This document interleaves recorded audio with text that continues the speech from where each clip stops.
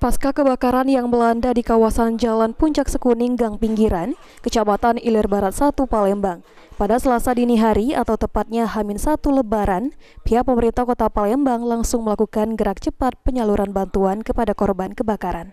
Warga korban kebakaran, Dini, mengatakan dari peristiwa kebakaran ini tidak ada harta benda yang tersisa. Untuk itu diharapkan kepada pemerintah bisa memberikan bantuan, apalagi Lebaran sudah semakin dekat.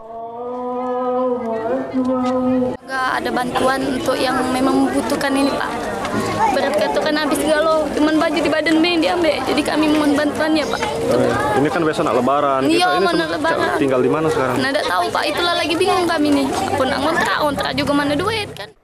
PJ Wali Kota Palembang Ratu Dewa mengatakan, setidaknya 8 rumah yang dihuni 16 kakak hangus dilalap si jago merah dan 1 orang warga meninggal dunia. Untuk membantu warga, Dinas Sosial, Dinas Pendidikan, Perumda Tirta Musi, dan Disduk Capil diminta segera berkoordinasi, utamanya dalam pengurusan dokumen kependudukan serta ijazah yang tidak terselamatkan dalam kebakaran. Sejumlah bantuan seperti makanan hingga matras juga diberikan kepada para korban. Pemkot Palembang akan melakukan pengkajian untuk bantuan membangunkan lagi rumah yang terbakar.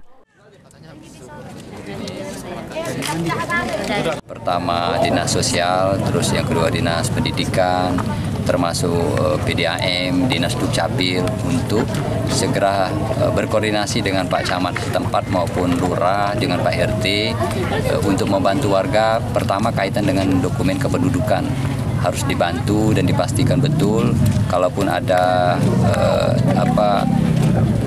dokumen kependudukan seperti KTP, KK, akte kelahiran dan sejenisnya segera dibantu dibuat surat keterangan. Sandi Pratama, PAO TV.